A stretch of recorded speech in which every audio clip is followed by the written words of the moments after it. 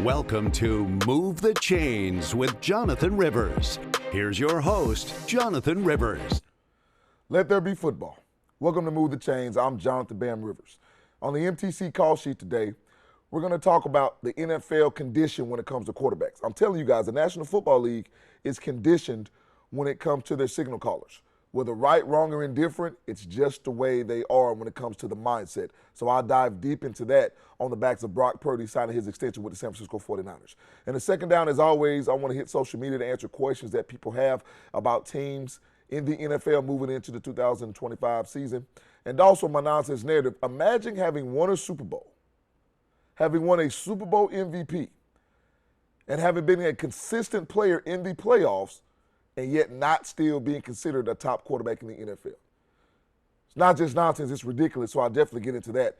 Hey, and lastly, the tush push, whether you try to get rid of it or not, it just doesn't matter because of the execution of the team that's been doing it. All that and more here on Move the Chains. Man, but you know how we do it. Let's kick it off with first down. All right, so I want to talk about the NFL quarterback condition. So I want to talk about a condition that the NFL has in terms of their mindset when it comes to the quarterback position, okay? So let me start by saying this first of all. The NFL has told you what the most important position on the field is, time after time, and they've done that by salaries. Pay attention to what people make at specific positions, and they will tell you whom they deem most important. Look at how the rules are structured. They will tell you whom they deem is most important. I'm not telling you anything that you don't already know. I'm just reiterating it because I want to talk about Brock Purdy. And before I talk about Brock Purdy, I've got a graphic that I want to show you here.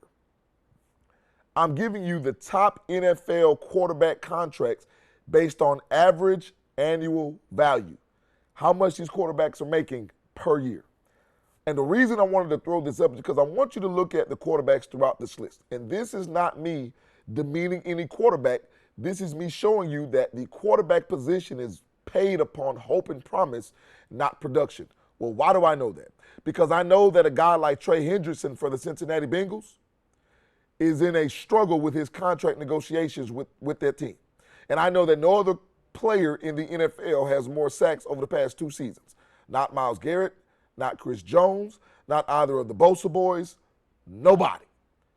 Dexter Lawrence, nobody has more sacks than Trey Hendrickson, yet we don't know if the Cincinnati Bengals are going to give him an extension. When I look at this list, Dak Prescott makes $60 million a year. Dak Prescott has never reached a conference championship game. Dak is a very good quarterback, ladies and gentlemen, never reached a conference championship game. Trevor Lawrence, who I'll be talking about a little later, makes $55 million a year. Jordan Love makes $55 million a year. Now, at least Jordan Love has won a game in the playoffs, but that's it, guys. No conference championship game.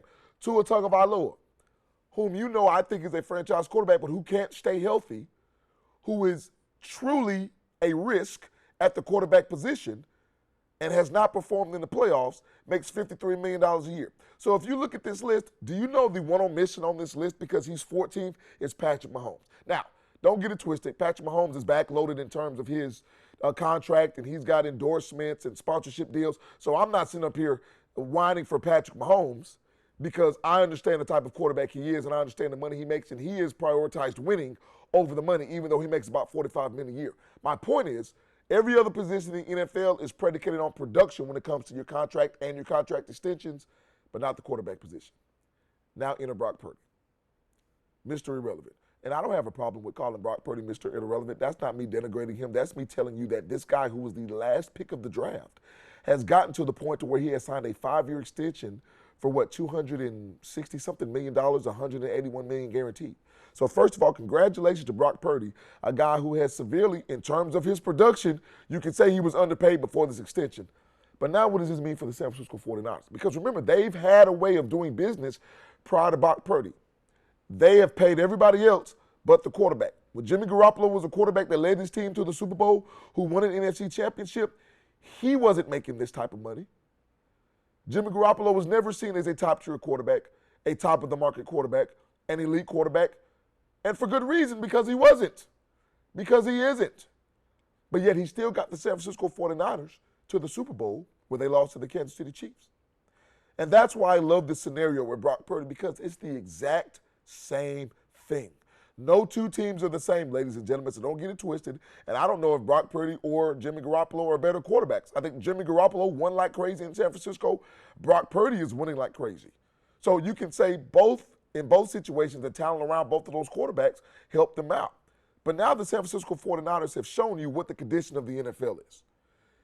NFL teams are more worried, more afraid of not having a franchise quarterback than the possibility of overpaying one. I'm not sitting here saying Brock Purdy is overpaid.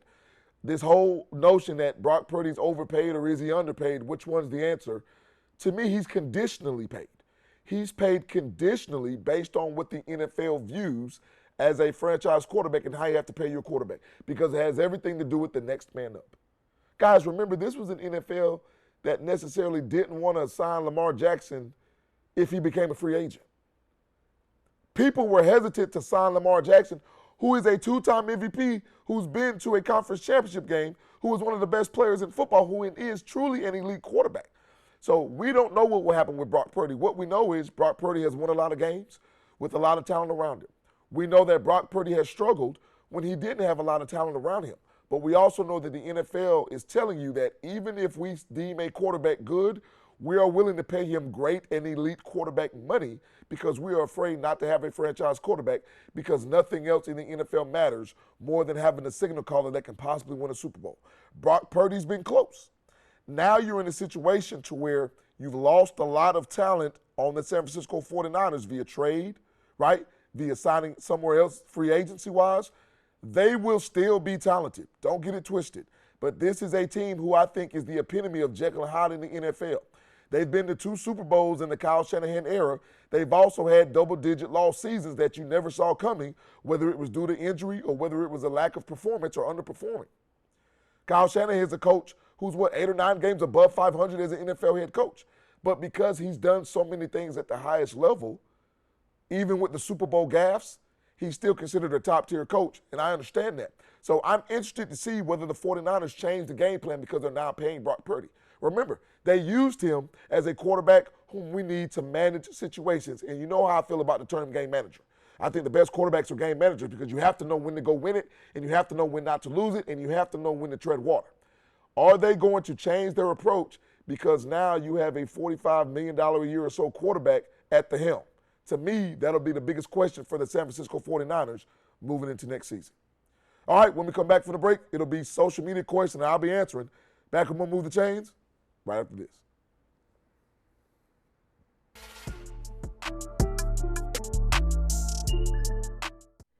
And welcome back to Move the Chains. And before I get to your social media questions here in Second Down, I want to take this opportunity, as always, to thank my Lord and Savior Jesus Christ for the opportunity to host Move the Chains. Truly a blessing. I also want to thank you, the fans, whether you watch on TikTok, Facebook, social media, YouTube. We're going to talk about subscribing and liking the YouTube channel later on. Always make sure you do that. Or if you're watching on the Sports Leader Fox 54 or see me out in the streets and you say how much you love the show, I truly appreciate your commitment and your encouragement. And last but not least, as always, thanks to the men and women in terms of the best production crew in the business. They make sure the social media is taken care of. They make sure everything for the show is done the way it needs to be done. The changes that we're making on this show and the things that are coming are phenomenal. They're going to be done at an elite level because that's how we operate. So once again, shout out to the best production crew in the business. Having said all that, you know what time it is. It's time for Second Down. All right, ladies and gentlemen, so when we get to a situation with social media, I like to answer questions because I feel like I'm a man of the people and I want to answer the people's questions. All right, so let's go ahead and get to the first question. What's the worst franchise in the NFL? Some people may say the Jets. Some people may say the Bears. Some people may say the Titans. Your boy says the Jacksonville Jaguars. Worst team in the NFL. And you know why? Because I don't feel the Jacksonville Jaguars have a plan. I think they had a plan drafting Trevor Lawrence, and since then they haven't had one. Because they went with Urban Meyer. He obviously wasn't the guy. And then everybody tried to say Trevor Lawrence didn't play well because of Urban Meyer. Well, then they went to Doug Peterson. And then they had subsequent 9-8 seasons. Remember, in Trevor Lawrence's first year, they won, 3 games? Next 2 years, they were 9-8, mediocre. Then last year, they won 4 games. And I know he got injured as well. But my point is, Trevor Lawrence is 20-32 as a starter. This franchise just went and got Travis Hunter, whom I love. You guys know on this show, if you watch this show, I'm a Travis Hunter fan. But they mortgaged the farm for Travis Hunter. He better be worth it. That's all I'm saying. And I think Travis Hunter will be an all-pro. But him being an all-pro, will that get you to the level of winning a Super Bowl? Especially when you're giving up the number one pick you had this year, your first-round pick next year, and a fourth-round pick, second-round picks, everything that they're giving up to go and get him. They were trying to make a splash. I understand it. But in my estimation, they're making a splash because they're desperate. Because they thought they were getting a franchise quarterback.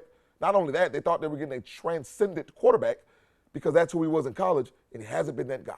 And there are no more excuses for this quarterback or this organization. They simply haven't been good, and they don't have a plan, which is why I think they are the worst franchise in the NFL as I see it today. All right, what do we have next? What first-year head coach do you trust the most? Man, it has to be Aaron Glenn. And not only because he was a player for the team he's now coaching in the New York Jets, not because he was a phenomenal defensive coordinator for the Detroit Lions, not because he's a leader of men, and not because he knows how to galvanize people, but the one thing that really, really makes me trust Aaron Glenn is that when he went to New York, he went to Aaron Rodgers and said, this is my squad, and I'm going to do what I see is best fit for this organization, and that may not involve you. Hallelujah, Aaron Glenn. Because what he didn't do is cow down to a future Hall of Famer who was obviously running that organization. That's why I told you last year as a preseason bold prediction that Robert Saleh wouldn't be the head coach and he wouldn't make it through the season. And I was right because Aaron Rodgers had so much cachet and so much pull. Aaron Glenn said, you're not going to have that pull. He wasn't necessarily saying Rodgers wouldn't be his quarterback, but he was saying, this is going to be my team. And what have you heard from the Jets thus far? Nothing. They went out and got Justin Fields on a 2-year deal to see if he's going to be the franchise quarterback. And now Aaron Glenn has an opportunity to do what he wants to do. Run the football, be creative offensively possibly, and see what he has in Justin Fields, and then move on if he doesn't. But this team defensively will be as good, if not better, than they've been because they haven't struggled there. But I just think the culture of the Jets has been the problem. And I think Aaron Glenn solves that problem. So in terms of first-year head coaches, not new head coaches this season because some of them are retreads. And Pete Carroll, I think, is great, and Mike Vrabel is great. But first-year head coaches that haven't had a job before as a head coach, I trust Aaron Glenn the most. All right, what do we have for the final question? Will the NFL have an international team by 2035? Man, I'm going to say yes because barometers happen every year. What do I mean by that? There's a reason the NFL is playing these games in Europe, in Brazil, in Mexico. There's a reason these games are happening because they want to test the market. The NFL is all about billion-dollar opportunities. And it has not been a surprise to me that fans internationally love the NFL because it is the NFL. So I think in the next 10 years, you will see a team or at least talk seriously of a team being internationally when it comes to the NFL. Because you have a fan base already, no matter what it will be. Teams are already having to travel. They're getting used to it. So this, to me, has been a focus group, and it has been a test run these past few seasons. And I know what Roger Goodell has his eyes on. It's taking the NFL international like the NBA has done and even Major League Baseball because the NFL does not want to take a back seat to anybody. All right, when we come back from the break, it'll be my favorite segment of the show. How can you win a Super Bowl and still not be top 5? I have no idea. I'm going to argue with that mindset when we come back. Back and we'll move the chains right after this. And welcome back into the show, and I'm not going to delay this right now. It's time for my favorite segment of the show. It's time for the nonsense narrative.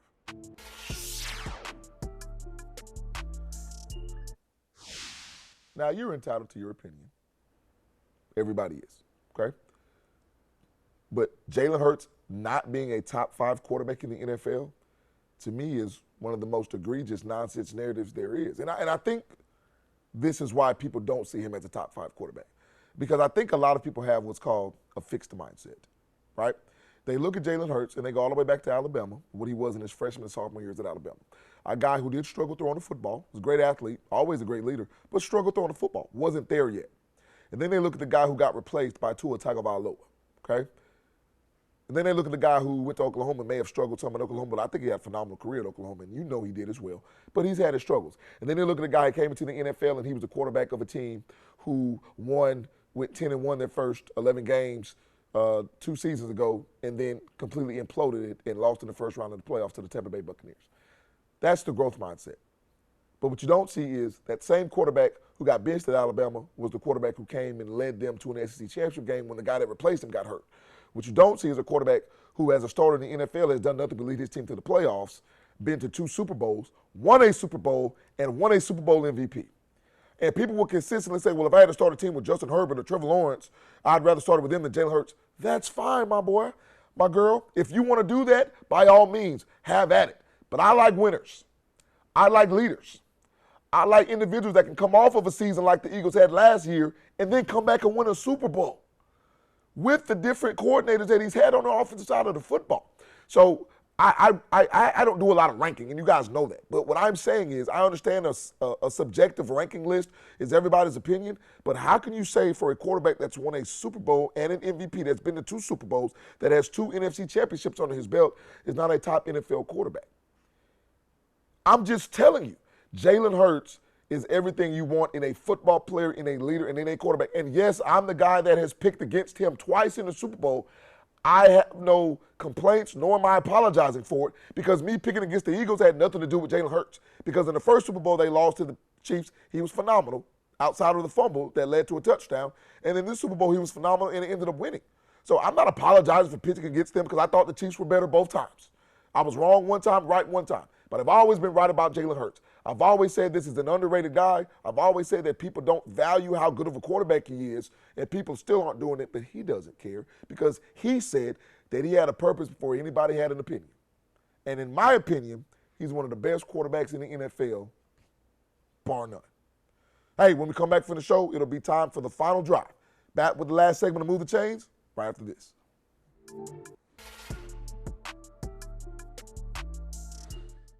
And welcome back to Move the Chains, and it's time for the final segment of the show, which means it's time for the final drive. So listen, the tush push didn't get banned. They didn't get enough votes to ban the tush push. And I'm going to tell you what, even if people did ban it in terms of the NFL, it wouldn't have mattered because Jalen Hurts is a quarterback that squats 500-something pounds.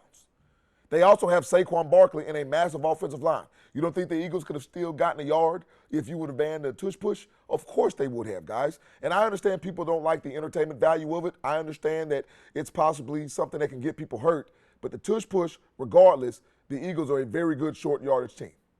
All right, don't forget, you can not only catch Move the Chains right here on the Sports Leader WXTX Fox 54, but you can also catch us on YouTube. Make sure you subscribe to the channel that's on the screen. It's at move_the_chains. Subscribe, like, leave a comment because we're here for it. Hey, another banger for the best production crew in the business. I'm your boy, Jonathan Bam Rivers. And always remember, build every day of your life brick by brick. And until next time right here on Move the Chains, God bless.